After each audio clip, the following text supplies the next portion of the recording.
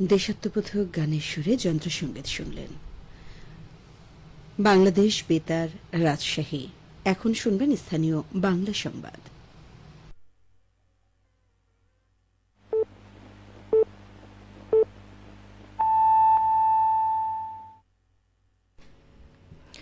আসসালামু আলাইকুম। সন্ধে ৭টা, বাংলাদেশ বেতার, রাজশাহী। স্থানীয় সংবাদ পড়ছি রেজনা হক তানিয়া। পবিত্র ঈদ উল আজহায় নগরীর কোরবানির পশুর বর্জ্য অপসারণের সর্বোচ্চ অগ্রাধিকার দেওয়ার ঘোষণা দিয়েছেন রাজশাহী সিটি কর্পোরেশনের প্রশাসক মাহফুজুর রহমান রিটন। তিনি জানিয়েছেন, নগরবাসীর সুবিধার্থে কোরবানির বর্জ্য ৬ থেকে ৮ ঘণ্টার মধ্যে পরিষ্কার করা হবে। আজ দুপুরে রাজশাহী সিটি কর্পোরেশনের গ্রিন প্লাজায় ঈদ উল আজহা উপলক্ষে পরিচ্ছন্নতা কর্মীদের মাঝে বিশেষ অনুদান প্রদান অনুষ্ঠানে তিনি কথা বলেন। প্রধানমন্ত্রীর বিশেষ উদ্যোগে আয়োজিত এই অনুষ্ঠানে রাশিকের ১,২৩৭ জন পরিচ্ছন্নতা কর্মীকে জনপ্রতি ৫,০০০ টাকা করে আর্থিক সহায়তা প্রদান করা হয়। অনুষ্ঠানে প্রধান অতিথির বক্তব্যে প্রশাসক মাহফুজুর রহমান রিটন বলেন, পরিচ্ছন্নতা কর্মীদের অক্লান্ত পরিশ্রমের ফলে রাজশাহী আজ দেশ বিদেশে গ্রিন সিটি ও হেলদি সিটি হিসেবে পরিচিতি পেয়েছে। সরকার ও প্রধানমন্ত্রীর পক্ষ থেকে পরিচ্ছন্নতা কর্মীদের অবদান ও ত্যাগের মূল্যায়ন করে এই মানবিক উদ্যোগ গ্রহণ করা হয়েছে। অনুষ্ঠানে রাজশাহী সিটি কর্পোরেশনের নির্বাহী কর্মকর্তা, ঊর্ধ্বতন কর্মচারীবৃন্দ এবং বিভিন্ন ওয়ার্ডে কর্মরত পরিচ্ছন্নতা কর্মীরা উপস্থিত ছিলেন। রাজশাহীতে ঈদ উল আজহার প্রধান জামাত অনুষ্ঠিত হবে হজরত শাহ মুকদম রূপোশ রহমতুল্লাহ আলাইহি কেন্দ্রীয় ঈদগাহ ময়দানে সকাল 7:30টায়। ঈদ জামাতে ইমামতি করবেন শাহ মুকদম জামে মসজিদের ইমাম মোহাম্মদ মুহিবুল্লাহ অথবা মোস্তাফিজুর রহমান।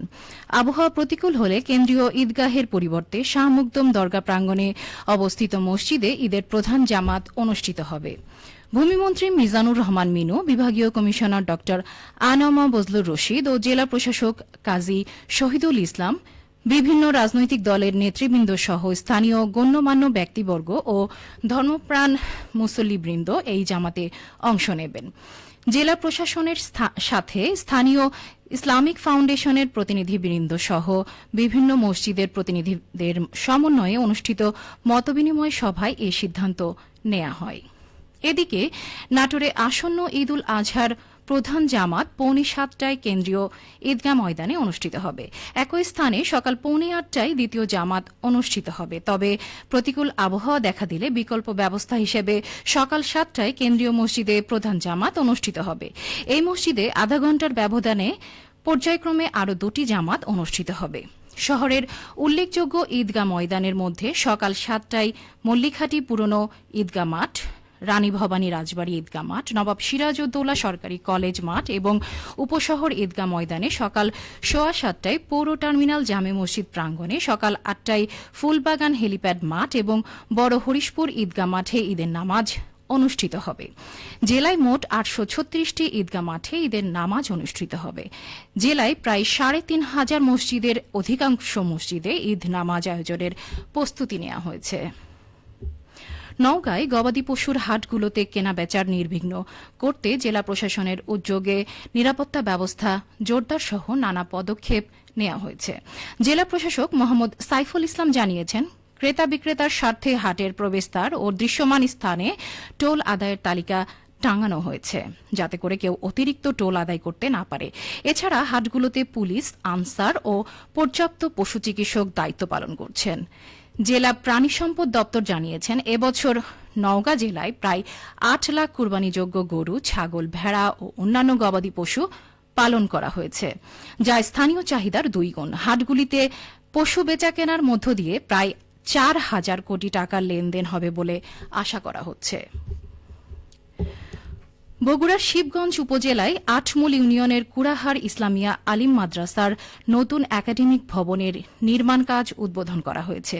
আজ স্থানীয় সরকার, পল্লী উন্নয়ন ও সমবায় প্রতিমন্ত্রী মীর শাহে আলম প্রধান অতিথি হিসেবে এ কাজের উদ্বোধন করেন। পরে মাদ্রাসা প্রাঙ্গণে আয়োজিত এক সুধী সমাবেশে প্রতিমন্ত্রী বলেন, বর্তমান সরকার শিক্ষা খাতের উন্নয়নে গুরুত্ব দিয়ে কাজ করছে। দেশের বিভিন্ন এলাকায় আধুনিক ও মানসম্মত শিক্ষা অবকাঠামো গড়ে তোলার লক্ষ্যে উন্নয়ন কার্যক্রম বাস্তবায়ন করা হচ্ছে। তিনি বলেন, শুধু ভবন নির্মাণ নয়, শিক্ষার্থীদের জন্য নিরাপদ ও প্রযুক্তি নির্ভর শিক্ষা পরিবেশ নিশ্চিত করতেও সরকার কাজ করছে। গ্রামাঞ্চলের শিক্ষা প্রতিষ্ঠানগুলোতে আধুনিকায়নের মাধ্যমে শহর ও গ্রামের শিক্ষা ব্যবস্থার বৈষম্য কমিয়ে আনার উদ্যোগ নেওয়া হয়েছে। সবশেষে আবহাওয়া। আজ রাজশাহীতে সর্বোচ্চ তাপমাত্রা ছিল 34.4 ডিগ্রি সেলসিয়াস এবং সর্বনিম্ন 26.4 ডিগ্রি সেলসিয়াস। সন্ধ্যে 6টায় বাতাসে আপেক্ষিক আর্দ্রতার পরিমাণ ছিল 76%। রাজশাহী ও পার্শ্ববর্তী এলাকায় আগামীকাল সূর্যোদয় ভোর 5:17। সংবাদ শেষ হল।